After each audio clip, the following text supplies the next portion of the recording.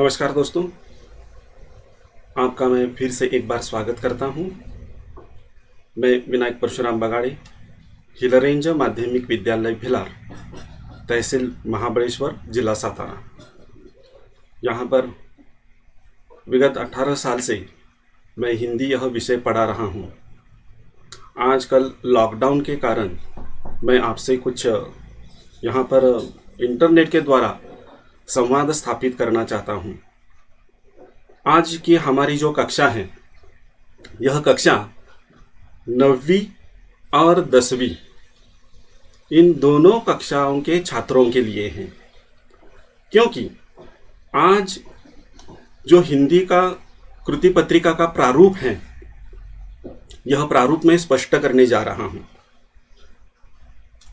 ये जो प्रारूप है, यह प्रारूप 9वीं और 10वीं कक्षा दोनों का समान रूप से है, और इसीलिए आज इस दिन दोनों कक्षाओं के छात्रों को मैंने निमंत्रित किया है। वैसे देखा जाए तो हमारी 10वीं कक्षा को ज़्यादा महत्व दिया जाता है, लेकिन मैं बताना चाहता हूँ कि सिर्फ 10वीं कक्षा ही महत्वपूर्ण नहीं है, बल्कि 10वीं कक्षा की जो तैयारी होती है, यह तैयारी 9वीं कक्षा से ही शुरू हो जाती है। वैसे देखा जाए तो 9वीं कक्षा क्यों, पहली कक्षा से ही इसकी तैयारी शुरू हो जाती है। तो यहाँ पर 10वीं का मूल्यमापन जो है थोड़ा सा अलग है। 9वीं का जो कृति पत्रिका का प्रारूप है 80 अंक का, वो बिल्कुल समान है। तो थोड़ी बहुत जानकारी आपको होनी चाहिए, इसलिए मैं यहाँ पर आपके सामने उपस्थित हूँ। लिखित परीक्षा जो होगी, वह लिखित परीक्षा 80 अंक की होगी। इसमें लिखित रूप में आपको कृति पत्रिका दी जाएगी, उसके अंक होंगे 80 अंक। और मौखिक परीक्षा, जिसे हम तोंडी परीक्षा कहते हैं, यह तोंडी परीक्षा आज उसका स्वरूप जो है वह थोड़ा सा बदल गया है। इसे मौखिक परीक्षा कहने के बजाय इसे 20 अंक का अंतर्गत मूल्यमापन ऐसा कहा जाता है। जैसे कि आप यहाँ पर देख रहे हैं, लिखित परीक्षा जो है वह 80 अंक है, और अंतर्गत मूल्यमापन इसके लिए 20 अंक दिए हैं। अब ये 80 अंक का विभाजन जो है वह किस प्रकार से किया जाता है, इसमें कौन से प्रश्न दिए जाते हैं। अंतर्गत मूल्यमापन के बारे में हम बाद में देखेंगे विस्तार से कि किस तरह से अंतर्गत मूल्यमापन होता है 20 अंक का, बोर्ड में कैसा होता है, और जिस प्रकार 10वीं का होता है उसी प्रकार 9वीं कक्षा का भी होता है। इसलिए मूल्यमापन का प्रारूप देखना बड़ा जरूरी है। हम जो पाठ्य पुस्तक इस्तेमाल करते हैं, जिसका प्रयोग करते हैं, गद्य पाठ, पद्य पाठ है, पूरक पठन है, इसके अलावा भाषा अध्ययन है, व्याकरण जिसे कहा जाता है, और उपयोजित लेखन, ऐसे 5 प्रकार के विभाग हिंदी भाषा में होते हैं। तो दोस्तों, ये हमारे मन में प्रश्न होता है कि इसका प्रारूप क्या होगा, एक ढांचा क्या होगा। अगर पढ़ाई करनी है तो पढ़ाई करते समय हमारे सामने उस विषय के बारे में हमारी स्पष्ट भूमिका होनी चाहिए, तभी हम उस विषय का अध्ययन ठीक तरह से कर सकते हैं, ऐसा मुझे लगता है। इसलिए यह मूल्यमापन प्रारूप 10वीं कक्षा, यहाँ पर मैंने ऊपर लिखा हुआ है कि ये विषय हिंदी कक्षा 10वीं, लेकिन ये सिर्फ कक्षा 10वीं का नहीं है, बल्कि 9वीं कक्षा के लिए भी लागू है। ये बात ध्यान में रखिए, वरना आप सोचेंगे सर ये 10वीं कक्षा का है, हम 9वीं कक्षा में हैं, तो लिख कर क्या करेंगे। जी नहीं, ये 9वीं और 10वीं दोनों का समान रूप से होता है। तो ध्यान में रखिए, लिखित परीक्षा जो है वह 80 अंक, और अंतर्गत मूल्यमापन जो है उसका अंक विभाजन 20 अंक है। उसका विभाजन हम बाद में देखेंगे। अगर हम घटक को ध्यान में रखेंगे, हमारी जो किताब है, अब सिर्फ विचार करेंगे हम 80 अंकों का। जो घटक है, इस घटक निहाय अंक विभाजन कैसा है देखिए। सबसे पहले इसका विभाग गद्य, पद्य है, पूरक पठन है, या जो भी है वो यहाँ पर आपको दिखाई देगा।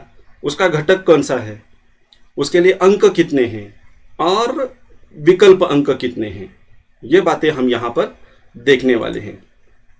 सबसे विभाग पहला घटक है गद्य।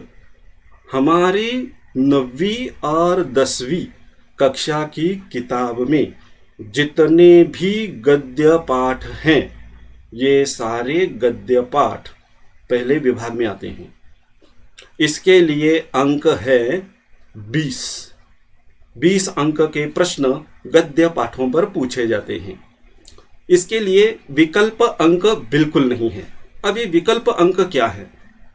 जहां पर विकल्प अंक होते हैं वहां पर मैं आपको बताऊंगा कि ये विकल्प अंक क्या है।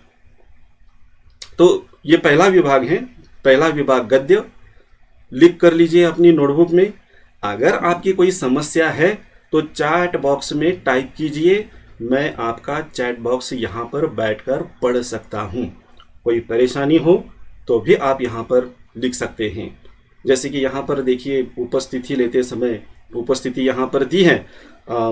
बसवराज नागुरे जी हैं, साक्षी भिलारे जी हैं, रोहित नानगुरे जी हैं, प्रणील पार्टे हैं, दिव्या उम्बरकर हैं, सुधीर महाडिक हैं, बसवराज नागुरे, मयूर धामन से जो जो भी ज्वाइन हुए हैं इस लाइव प्रक्षेपण में, उनके नाम मुझे यहाँ पर दिखाई देते हैं। इसलिए यहाँ पर अपना नाम टाइप कीजिए और अपना जो भी है हाय सर वगैरह जो भी है वह यहाँ पर टाइप कीजिए, मुझे पता चलेगा। और कोई समस्या हो तो यहाँ पर आप टाइप करके भेज दीजिए, मैं इसे पढ़ सकता हूँ। आगे चलते हैं हम। दूसरा विभाग है पद्य। पद्य यानी कविताएं। तो ये पद्य, ये कविताएं, इन कविताओं के लिए अंक दिए हैं, कुल मिलाकर 12 अंक हैं कविताओं के लिए। इसके लिए कोई विकल्प अंक नहीं है। पुराना जो प्रश्न पत्र था उसके लिए 100 अंक हुआ करते थे, लेकिन अब 100 अंक नहीं है, बल्कि सिर्फ 80 अंक का पेपर है। इसलिए हम यहाँ पर इस पद्य विभाग को 12 अंक दे रहे हैं, विकल्प अंक कुछ नहीं है। तीसरा विभाग है पूरक पठन। इसके लिए अंक है 8 अंक के लिए पूरक पठन का प्रश्न है। इसमें एक पाठ गद्य है तो एक कविता है पहले विभाग में, पहली इकाई में। दूसरी इकाई में एक पाठ गद्य है तो दूसरा पद्य है। तो इस तरह से ये पूरक पठन, इसके लिए अंक है 4। इसमें भी गद्य पाठ के लिए जो प्रश्न है वह सिर्फ 4 अंक है और पद्य के लिए, कविता के लिए 4 अंक। ये कैसे प्रश्न पत्रिका का प्रारूप होता है वो मैं आपको यहाँ पर बाद में बताने वाला हूँ। अगला विभाग, चौथा विभाग, जिसे भाषा अध्ययन ऐसा कहा जाता है, व्याकरण भी कहा जाता है।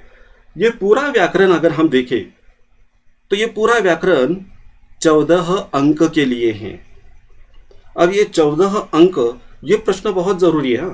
वैसे सभी प्रश्न जरूरी हैं, लेकिन ये प्रश्न जरूरी है इसलिए क्योंकि इसमें सबसे जरूरी बात होती है कि आपको कम समय में और कम लिखावट में पूरा अंक प्राप्त करना है। व्याकरण के जो घटक हैं, इन घटकों का ठीक तरह से अध्ययन कीजिए और अध्ययन करने के बाद देखिए ये जो अंक है 14 अंक, जो काफ़ी ज़रूरी है हमें, हमारे अच्छे अवसतन के लिए, तो इसलिए यह 14 अंक बड़े ज़रूरी हैं और कम समय में हम ये 14 में से 14 प्राप्त कर सकते हैं नहीं, करने चाहिए। इसके लिए विकल्प अंक है 6। अब ये विकल्प अंक क्या है? विकल्प अंक यानी क्या? देखिए, कोई प्रश्न ऐसा होता है कि उस प्रश्न में अथवा होता है, विकल्प होता है। मुहावरों का अर्थ लिखकर वाक्य में प्रयोग कीजिए, ऐसा एक प्रश्न होता है 2 अंक के लिए। अब 2 अंक हैं इसके लिए कि मुहावरों का अर्थ लिखकर वाक्य में प्रयोग कीजिए। और इसके लिए प्रश्न अथवा होता है, अथवा यानी ये लिखो, अथवा दूसरा होता है कौन सा, कि योग्य मुहावरे का चुनाव करके वह वाक्य फिर से लिखिए। अब यहाँ पर देखिए, मुहावरों का अर्थ लिखकर वाक्य में प्रयोग कीजिए, इसके लिए पूरे 2 अंक दिए हैं। और इसके लिए अथवा दिया है, मुहावरों का चयन कीजिए। दोनों लिखने जरूरी है जी? नहीं, दोनों में से आपको एक लिखना है। और इस तरह से यहाँ पर एक विकल्प हो जाता है, और यह विकल्प यानी ये हमारे विकल्प के अंक। और ये विकल्प का अंक, यहाँ पर विकल्प के अंक है 6। 6 अंक के लिए यहाँ पर विकल्प दिया जाता है। अगला विभाग और अंतिम विभाग, जिस 5वां विभाग है, जिसका नाम है रचना।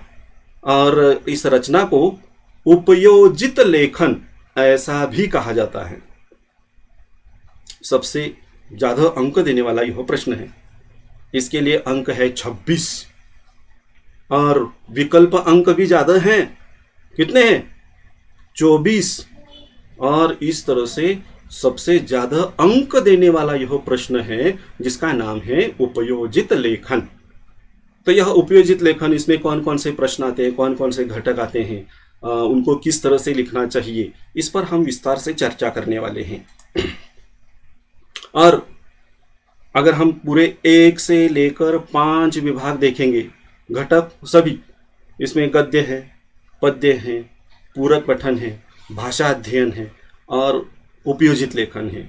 ऐसे 5 घटकों को देखेंगे तो इसके लिए अंक हैं 80 अंक, और कुल मिलाकर इसके लिए विकल्प अंक दिए हैं 30 विकल्प अंक हैं।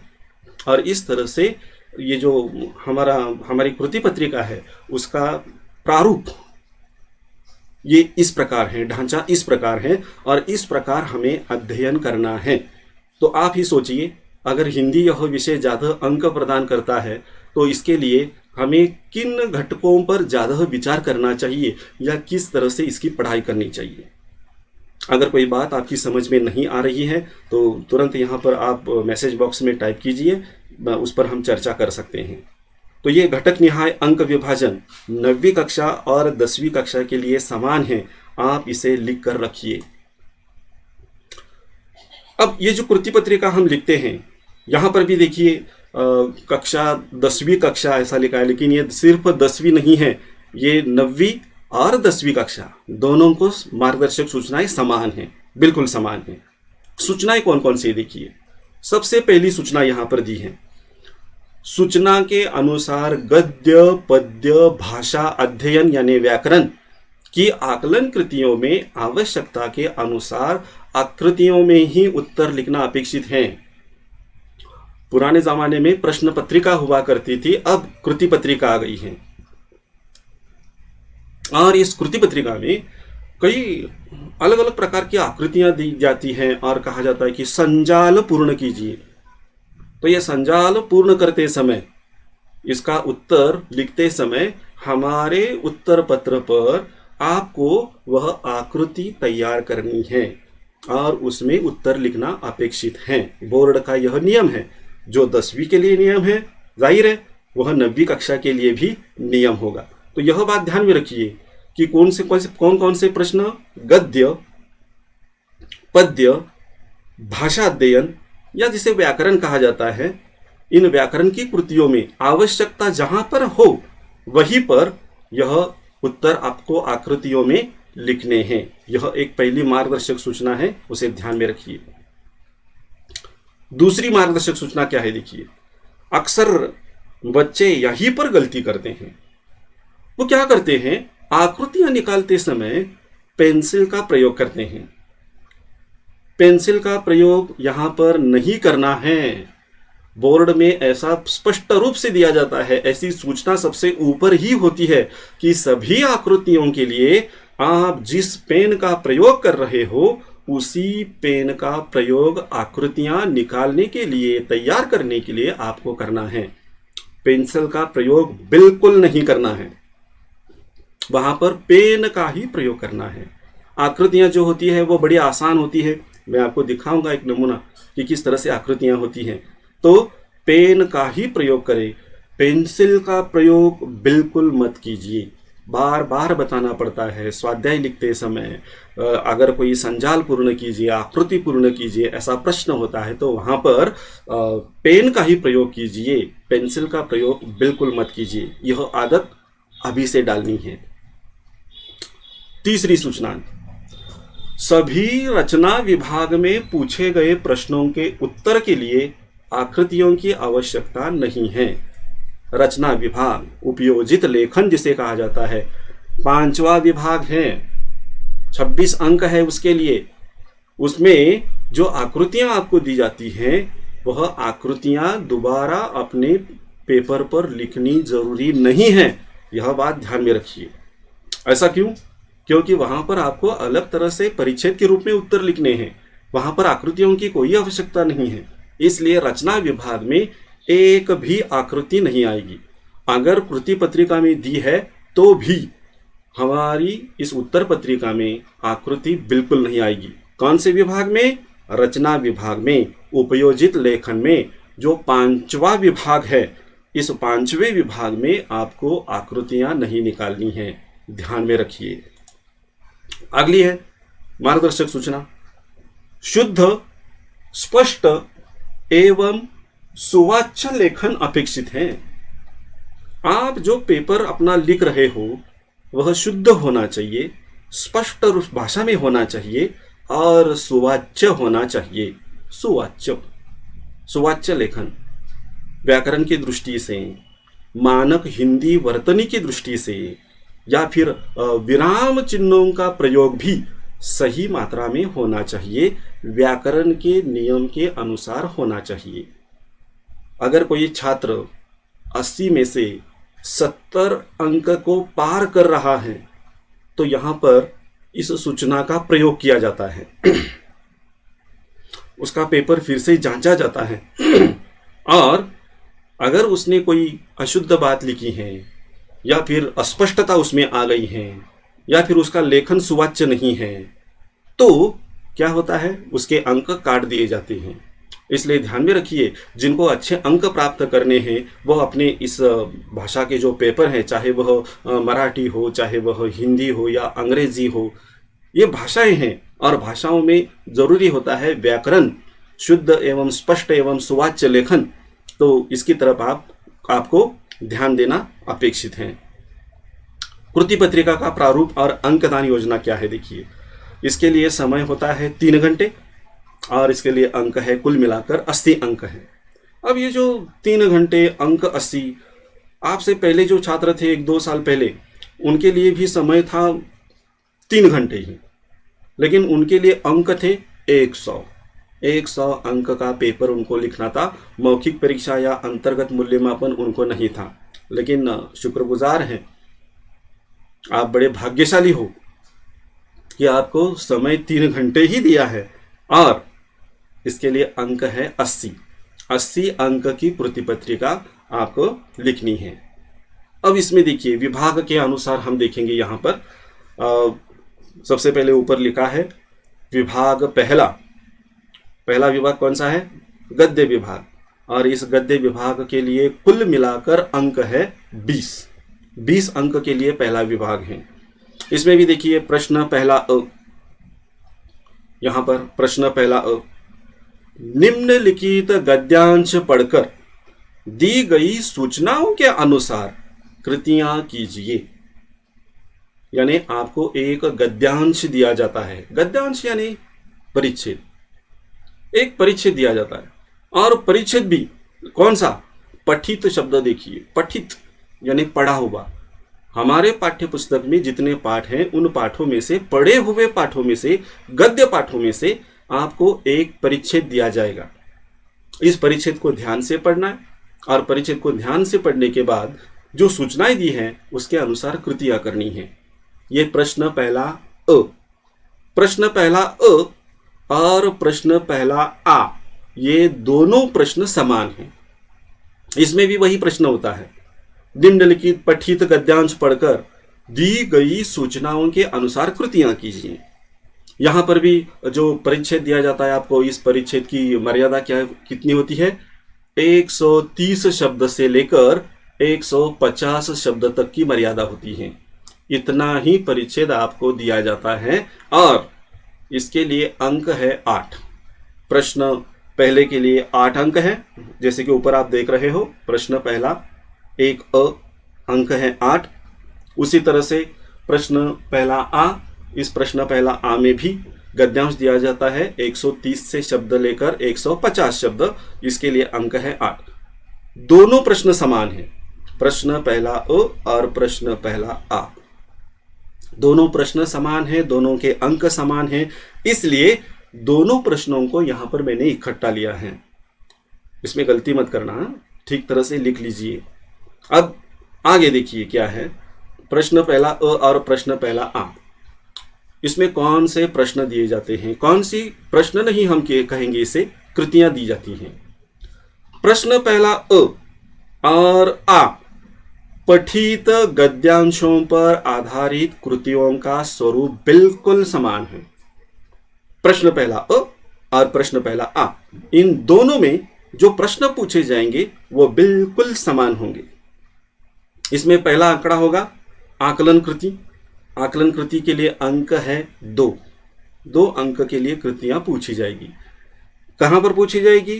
प्रश्न पहला अ में भी और प्रश्न पहला आ में भी। आकलन कृति में क्या होता है, देखिए यहां पर 2 घटक पूछे जाएंगे उत्तर के रूप में, और प्रत्येक सही घटक के लिए 1 अंक दिया जाएगा।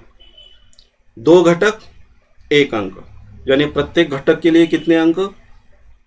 प्रत्येक घटक के लिए 1 अंक दिया जाएगा। इसमें देखिए बीच में जहां पर कृति ऐसा लिखा है उसमें कोई प्रश्न दिया जाता है। यह प्रश्न परिच्छेद जो आपको दिया है उसी परिच्छेद में उसका उत्तर भी होता है, इसलिए परिच्छेद को पढ़ना बहुत जरूरी है। तो यहां पर बीच में कृति दी जाती है, एक तरफ उसका पहला उत्तर होता है, दूसरी तरफ उसका दूसरा उत्तर होता है। दोनों शब्द सही होने चाहिए, तभी आपको यहां पर 2 अंक प्राप्त होंगे।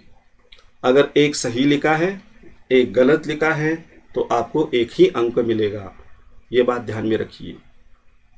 यह प्रश्न आ सकता है या यह कृति आ सकती है, या एक दूसरी कृति भी पूछी जाती है इसके लिए, अथवा दोनों में से एक आएगी। हाँ, यहां पर देखिए प्रश्न वही है, आकलन कृति का अंक कितने हैं? 2, लेकिन इसमें एक कृति पूछी जाती है और उसके जो पर्याय होते हैं, उत्तर होते हैं, वो 4 होते हैं। तो हर एक घटक के लिए यहां पर कितने अंक होंगे? आधा अंक हर घटक के लिए, प्रत्येक के लिए आधा अंक आधा अंक, और वहां पर भी 2 घटक हैं तो आधा अंक आधा अंक, कुल मिलाकर हो गए 2 अंक। तो ये बात ध्यान में रखिए। यहां पर क्या होता है, जैसे कि मैंने आपको कहा कि आकृतियां निकालनी है, संजाल पूर्ण कीजिए, तो यहां पर देखिए आपको क्या करना है, वह आकृति जो है वह आकृति आपको यहां पर तैयार करनी है। तैयार करते समय मार्गदर्शक सूचनाओं में पहली सूचना थी, पेन का ही प्रयोग करना है, पेंसिल का प्रयोग नहीं करना है। तो यहां पर यह आकृति तैयार करने के लिए जो भी है, तो यहां पर गोल, बीच में कृति गोल में दी है तो वहां पर गोल निकालिए। घटक 4 घटक पूछे गए हैं, चौकोन दिए हैं तो वहां पर तीर दिखाइए। 4 घटक 4 बॉक्स तैयार कीजिए पेन से ही, पेंसिल का प्रयोग नहीं करना है, और इस तरह से आपकी कृति यहां पर तैयार हो जाएगी। ये बात ध्यान में रखिए। अगर 2 घटक पूछे गए हैं तो प्रत्येक घटक के लिए 1-1 अंक, 2 अंक हो गए। इसके लिए अथवा होता है, 4 घटक पूछे जाते हैं, प्रत्येक के लिए आधा अंक, अंक हो जाते हैं 2। इस तरह से यह पहली आकलन कृति पूछी जाती है, प्रश्न पहला अ में भी और प्रश्न पहला आ में भी। 9वीं और 10वीं कक्षा दोनों के लिए यह समान है। अब दूसरा प्रश्न देखिए, दूसरा प्रश्न भी आकलन कृति ही है, इसके लिए भी अंक है 2। इसमें 2 घटक पूछे जाएंगे, 1 अंक प्रत्येक के लिए। अगर सही उत्तर लिखा है तो पहले जैसा ही, 1 में हमने देखा आकलन कृति, उसी प्रकार यहां पर भी आपको ये कृति तैयार करनी है। इसके लिए अथवा भी होता है कभी कभी। इस अथवा में 1 कृति पूछी जाती है और इसके लिए 4 घटक होते हैं। हर सही घटक के लिए आधा आधा अंक दिया जाएगा और इसके कुल अंक होते हैं 2 अंक। प्रश्न पहला अ और आ, इन दोनों में पहला प्रश्न और दूसरा प्रश्न दोनों समान होते हैं। यहां पर आकृतियां दी जाती हैं।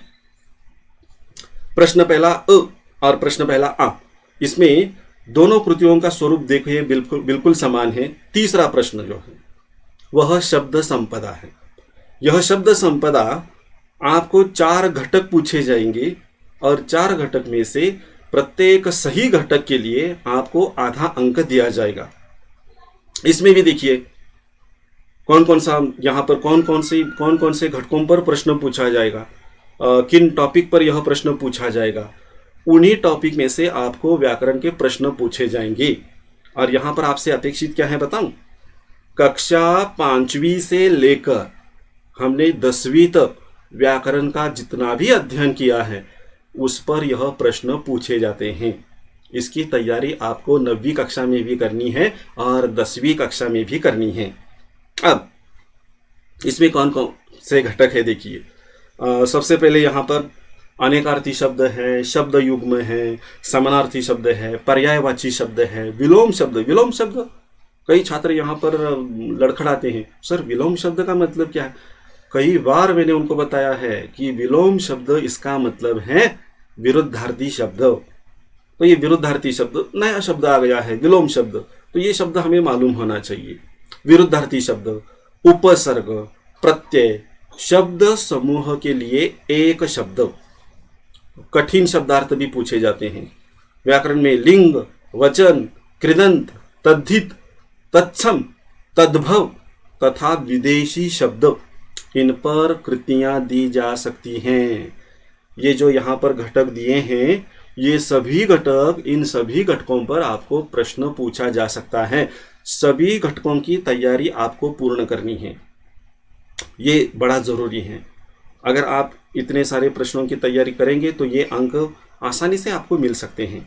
इसलिए हर एक घटक का अच्छी तरह से अध्ययन कीजिए, उसे अच्छी तरह से लिख लीजिए। लिखने से काम नहीं होता बल्कि उनकी पढ़ाई करनी चाहिए। तो हर रोज इसकी पढ़ाई कीजिए तो यह अंक हमें आसानी से प्राप्त हो सकते हैं। प्रश्न चौथा होता है अभिव्यक्ति कृति। इसके लिए अंक है, 2 अंक है। अभिव्यक्ति, अभिव्यक्ति इसका मतलब क्या है? इसका मतलब है अपने मन की बातें, अपना मत, जिसे स्वमत कहा जाता है, इस स्वमत को लिखना है। और इसीलिए मेरा नम्र निवेदन भी है माताजी पिताजी घर में जो भी हैं उनसे कि अपने बच्चों को हिंदी विषय का, कम से कम मैं अपने हिंदी विषय के बारे में बोल रहा हूँ, हिंदी विषय का गाइड जो है वह बिल्कुल मत दीजिए। अपेक्षित, कोई अपेक्षा नहीं है, मत दीजिए उसको। इसे देने से हम क्या करते हैं? अपने ही बच्चों को अपाहिज करते हैं। वो क्या करते हैं? चलो बगाड़े सर ने स्वाध्याय दिया है, चलो क्या करना है? घर जाना है, आराम से बैठना है, सामने टीवी शुरू करना है और आराम से बैठकर स्वाध्याय लिखना है। लेकिन स्वाध्याय लिखते समय ध्यान पूरा किधर होता है? टीवी की तरफ। और विचार करने के लिए कोई गुंजाइश ही नहीं है क्योंकि पूरा ध्यान टीवी के सामने है। और तो फिर ये शरीर क्या कर रहा है? बस आंखें देख रही है गाइड में क्या लिखा, और जो हाथ है वह पेन के द्वारा नोटबुक पर लिखा जा रहा है। ये गलत बात है। इसलिए मेरी विनती है कि गाइड का प्रयोग बिल्कुल मत कीजिए। उनको अपने विचारों से लिखने के लिए प्रेरित कीजिए। कोई भी विषय दीजिए उनको, कोई भी विषय, अपने व्यवहार का कोई भी विषय दीजिए और उसे बता दीजिए कि हाँ चलो इस बारे में, कोरोना भी चल रहा है, चलो कोरोना के बारे में अपना जो विचार हैं यह विचार तुम स्पष्ट करो। क्या लगता है तुम्हें? इसकी अच्छाई तो है नहीं, लेकिन बुराइयां क्या क्या हैं, ये अपने विचार लिखो। यहाँ पर बहुत ज़रूरी है। इसलिए जो पालक हैं उनसे मेरा नम्र निवेदन है कि अपने बच्चों को अपाहिज मत बनाइए। गाइड उनको बिल्कुल मत दीजिए, गाइड का प्रयोग बिल्कुल नहीं होना चाहिए। तो अभिव्यक्ति, अपना मत व्यक्त करना है। यहाँ पर किसका कौन सा मत है, वो सही है गलत है जी नहीं, आपका अपना मत यहाँ पर प्रकट करना है, अपेक्षित है। गाइड में देखकर बिल्कुल मत लिखिए। मैं तो कहता हूं कि गाइड ही मत दीजिए।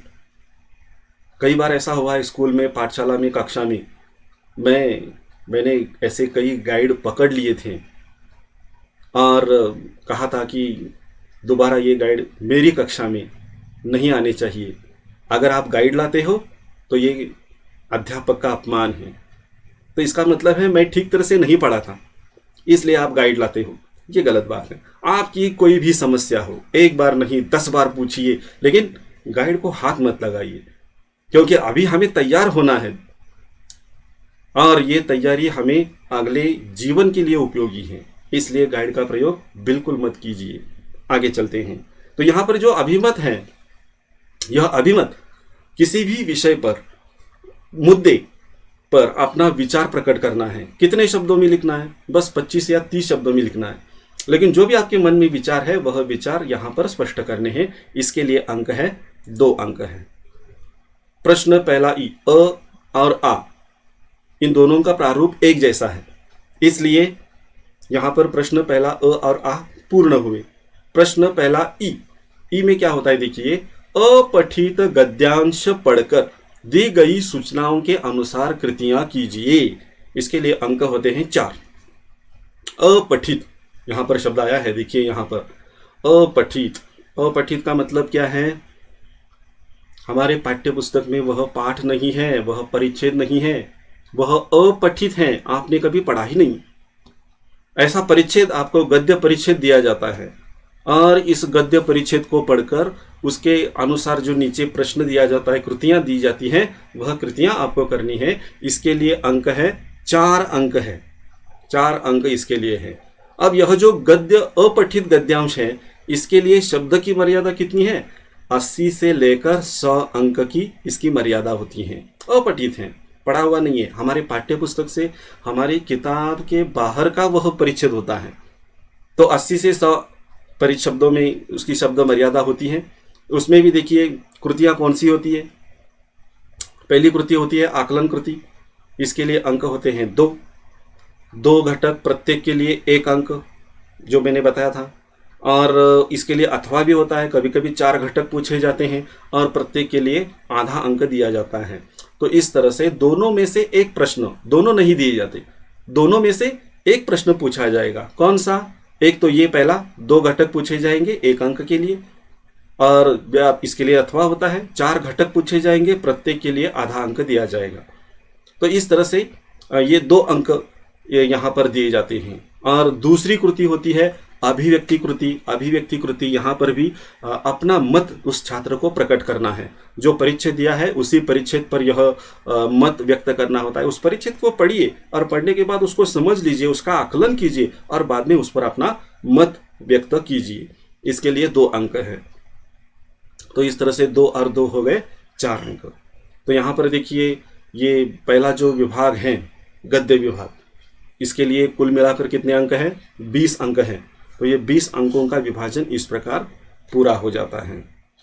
ठीक है, इसमें कोई परेशानी है तो ज़रूर पूछिए, अगर नहीं है तो हम आगे चलते हैं। ठीक है, आपके यहाँ पर मैसेज में पढ़ रहा हूँ, सभी ने कहा है ओके सर। ठीक है, यानी मैं जो यहाँ पर बैठकर अपने घर पर बैठकर जो आपको बता रहा हूँ वो आपकी समझ में आ रही है। आप बिहार में बैठे हो, मैं वाई में बैठा हूँ। यह एक इंटरनेट के द्वारा हम एक दूसरे से जुड़े हुए हैं। बड़ी गर्व की बात है, आनंद की बात है कि मैं आपके सामने कक्षा में नहीं आ सकता, लेकिन कम से कम चलो आपके मोबाइल पर तो आ गया। ठीक है, तो इस पहले विभाग में कोई समस्या आपको नहीं है। आगे चलते हैं हम। ठीक है, ओके। रोहित नानगुरे, प्रणिल पार्टे, मयूर धामुन से ओके सर। ठीक है, आगे चलते हैं। विभाग दूसरा पद्य विभाग है। पद्य विभाग में देखिए जो पद्य विभाग है वह कुल मिलाकर कितने अंक है? इसके लिए पद्य विभाग के लिए 12 अंक के प्रश्न पूछे जाएंगे। 12 अंक हैं।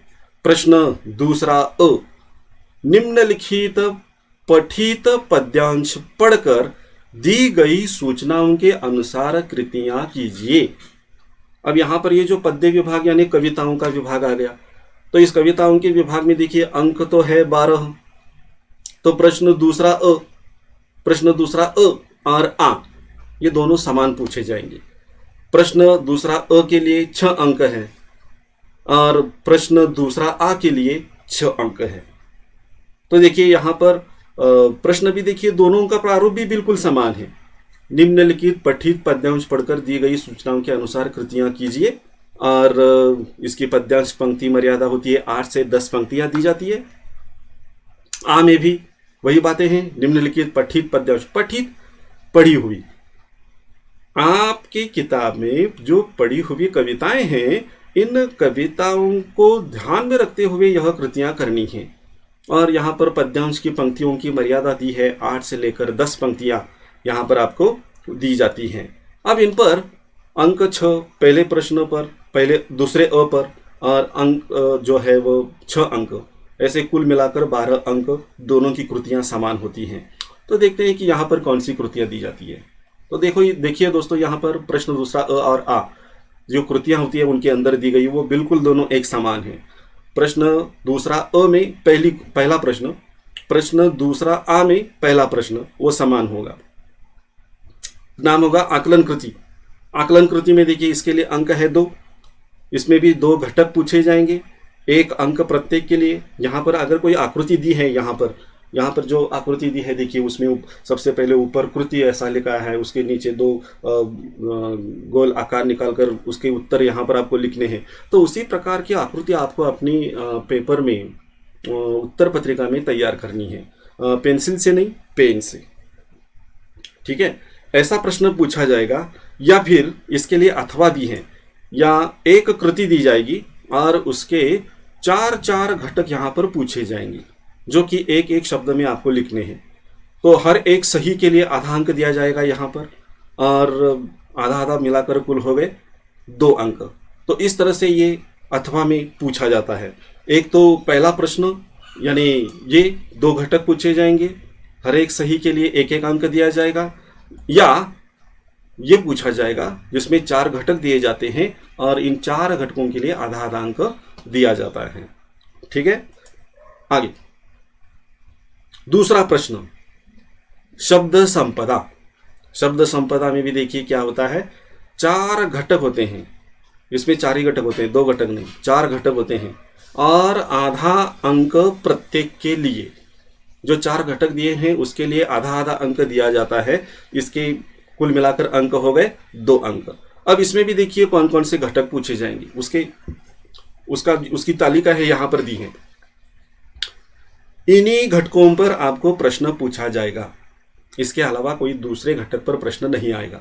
इसमें भी देखिए अनेकार्थी शब्द हैं, शब्द युग्म हैं, समानार्थी शब्द हैं, पर्यायवाची शब्द हैं, विलोम शब्द यहाँ पर भी आ गए हैं, उपसर्ग हैं, प्रत्यय हैं, शब्द समूह के लिए एक शब्द लिखना है, या फिर कठिन शब्दार्थ आपको पूछे जाएंगे, लिंग, वचन, कारक, कृदंत, तद्धित, तत्सम, तद्भव, विदेशी शब्द।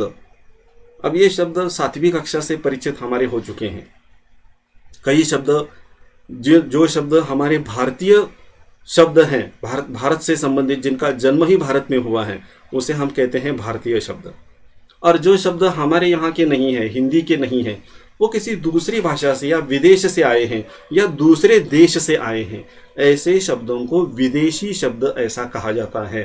जैसे कि अंग्रेजी भाषा से आए हुए शब्द हिंदी में आते हैं, उनका प्रयोग भी किया जाता है। जैसे पाठशाला, विद्यालय हिंदी शब्द है, लेकिन स्कूल अंग्रेजी शब्द है, लेकिन इस अंग्रेजी शब्द को हिंदी ने स्वीकार किया है, तो यह विदेशी शब्द हो गया।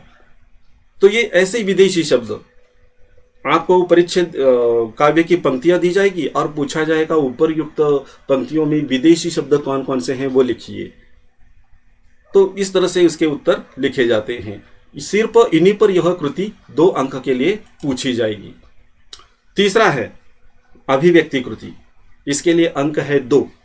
अब ये 2 अंक जो है वो, इसमें प्रश्न क्या होता है देखिए, उपरयुक्त पद्यांश की किन्हीं 2 या 4 पंक्तियों का सरल अर्थ लिखने के लिए कहा जा सकता है।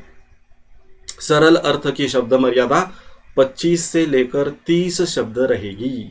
अब देखिए यहाँ पर आपको जो पठित पद्यांश दिया है, जो कविता की पंक्तियां दी हैं, उसे पढ़िए और पढ़ने के बाद उसमें जो 2 पंक्तियां या फिर कभी कभी 4 पंक्तियां, इनका सरल अर्थ अपनी भाषा में लिखना पड़ता है। सरल अर्थ, भावार्थ अलग है और सरल अर्थ अलग है, तो अपने शब्दों में लिखना है कविताओं का भावार्थ। तो यहाँ पर क्या करना है, वो कविता ठीक तरह से पढ़िए, वो आपको कविता कक्षा में पढ़ाई जाएगी। बाद में उसका आप भावार्थ भी लिखने वाले हो, सरल अर्थ भी लिखने वाले हो, तो यहाँ पर कोई परेशानी नहीं आनी चाहिए। तो यहाँ पर भी आप अपनी अभिमत जो है वो यहाँ पर आप व्यक्त कर सकते हैं। तो यहाँ पर दूसरा विभाग जो पद्य है वहाँ पर यहाँ पर यह खत्म हुआ। कुल 12 अंक है, तो 12 अंकों का विभाजन भी मैंने बता दिया। कोई परेशानी है तो यहाँ पर मैसेज भेज दीजिए, मैं उसको पढ़ लूँगा। ज़रा ध्यान से, गलती मत करना। 9वीं कक्षा, आप अभी 9वीं कक्षा में नए हो इसलिए शायद आप भटक सकते हो, इसलिए ध्यान रखिए कि कौन से प्रश्न हैं, कौन सी कृतियाँ दी जाती हैं, उनका उत्तर कैसे लिखना है, विस्तार से यहाँ पर मैं बता रहा हूँ। 10वीं कक्षा के छात्र भी ध्यान से सुने। कुछ समझ में आ रहा है, नहीं आ रहा है तो पूछ लीजिए। अपनी नोटबुक में इसे लिखना है और लिखने के बाद अपने नोटबुक के सबसे पहले पृष्ठ पर इसे लिख दीजिए, क्योंकि प्रश्न कौन कौन से होते हैं या फिर सर ये गद्य विभाग कितने अंक के लिए हैं, मन में आशंका होती है, ऐसा ना हो। इसलिए ये बातें अपनी नोटबुक के पहले पृष्ठ पर ही लिखिए, ताकि वो हमेशा आपके सामने रहे।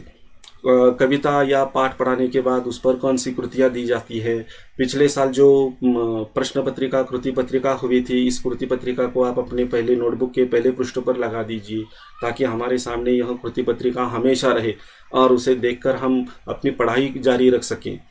ठीक है ना? अगर कोई गलत बात है तो बता दीजिए। हाँ, सभी सो गए या नहीं? हाँ जाग रहे हैं। ठीक है, ओके सर, आगे चलते हैं हम। ठीक है, तो दूसरा विभाग यहाँ पर पूर्ण हुआ। अब तीसरा विभाग है पूरक पठन। तीसरा विभाग पूरक पठन। यह पूरक पठन है 8 अंक के लिए। प्रश्न तीसरा, पठित गद्यांश पढ़कर दी गई सूचनाओं के अनुसार कृतियां कीजिए। इसके लिए अंक है 4। पठित गद्यांश की शब्द मर्यादा कितनी है? 80 से लेकर 100 अंक। इसमें देखिए एक परिच्छेद दिया जाता है जो गद्य पाठ है पूरक पठन का। पूरक पठन का एक गद्य पाठ पहली इकाई में है तो दूसरी इकाई में दूसरा गद्य पाठ है। तो 2 पाठों में से किसी एक पाठ का परिच्छेद आपको यहाँ पर दिया जाएगा। 80 से लेकर 100 शब्द यहाँ पर होंगे। तो इसमें देखिए पहली कृति होगी आकलन कृति। आकलन कृति यह 2 अंक के लिए है। इसमें 2 घटक पूछे जाएंगे, 1 अंक प्रत्येक के लिए। ऐसी कृति पूछी जाएगी, या इसके लिए अथवा है 4 घटक आपको पूछे जाएंगे। एक कृति दी जाएगी, 4 घटक पूछे जाएंगे और हर घटक के लिए, सही घटक के लिए आपको क्या करना है? आधा आधा अंक आपको दिया जाएगा। इस तरह से पहली आकलन कृति, इस आकलन कृति में प्रत्येक के लिए आधा अंक, कुल मिलाकर हो गए 2 अंक। दूसरा प्रश्न होगा अभिव्यक्ति कृति। इस अभिव्यक्ति कृति में इसके लिए भी 2 अंक है। दिए गए विषय पर अभिव्यक्ति 25 से 30 शब्दों में लिखनी है। आपको क्या करना है? एक विषय दिया जाता है, जो परिच्छेद आपको दिया गया है उसी परिच्छेद के पैरेलल कोई प्रश्न अपना मत व्यक्त करने के लिए आपको दिया जाता है। मान लीजिए कोई परिच्छेद दिया है पर्यावरण के बारे में, तो पर्यावरण से संबंधित कोई बात स्पष्ट करने के लिए आपको पूछा जाता है और वहां पर पर्यावरण से संबंधित अपने विचार यहाँ पर आपको प्रकट करने हैं। अपने विचार, इस शब्द की तरफ ध्यान दीजिए, ना कि किसी गाइड में, ना कि अपने मित्र के, बिल्कुल नहीं। आपको क्या लगता है वो वहां पर लिखना जरूरी है।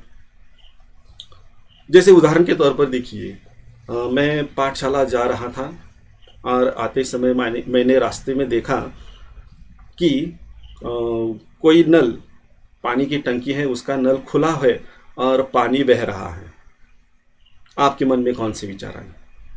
तो कोई लिखेगा, अरे पानी को इस तरह से नष्ट करना गलत बात है, व्यर्थ में खर्च नहीं होना चाहिए, पानी की बचत करनी चाहिए। तो मैंने क्या किया, वह नल बंद कर दिया और पानी की बचत की। पानी का महत्व 2, 3, 4 वाक्यों में बता दिया। उसका उत्तर गलत है? नहीं, उसका उत्तर बिल्कुल सही है। कोई दूसरा उसने लिखा, जब मैं रास्ते से आ रहा था, रास्ते में देखा पानी की टंकी भरी हुई है, पानी बह रहा है। मेरे मन में आया कि अरे नहीं, पानी को इस तरह से नष्ट नहीं करना चाहिए। लेकिन दूसरी बार दिमाग में आया कि इसका मालिक जो भी है, अगर यह मालिक इतना बेपरवाही से पेश आता है तो उसका सबक भी उसको मिलना चाहिए। पानी बहता है ना, बहने दो, इसमें मैं क्या कर सकता हूँ। हाँ, ज़्यादा से ज़्यादा मैं बंद कर सकता हूँ, लेकिन करूँगा नहीं। उस मालिक को इस बात की खबर होनी चाहिए। इसलिए मैं वहाँ पर जाता हूँ, मालिक से कहता हूँ कि अरे भाई साहब, ये पानी की टंकी है, उसका नल जो है वो बह रहा है, आप आइए और उसे बंद कर दीजिए। यानी आपने क्या किया, हमारा कर्तव्य क्या है, इस कर्तव्य से उनको परिचित कर किया। क्या ये उत्तर गलत है? जी नहीं, सही है। तो आपका अपना मत क्या है, ये अपना मत यहाँ पर आपको व्यक्त करना है। किसी भी गाइड का, अपेक्षित का, रिलायबल का प्रयोग बिल्कुल मत कीजिए। अपने बच्चों को स्कूल भेजते समय उनके बैग में गाइड है, कितनी किताबें हैं, वह क्या लेकर जाता है, इसकी तरफ हमारा ध्यान होना चाहिए। अगर गाइड हैं तो आप अपने बच्चों को अपाहिज कर रहे हो, यह बात मैं यहाँ पर बोलता हूँ, उसे ध्यान में रखिए, इसे गलत मत समझिए। आगे चलते हैं। तो इस तरह से ये पहली कृति, और पहली कृति में, आकलन कृति में ऐसे 2 घटक दिए जाते हैं, 4 अंक के लिए हैं।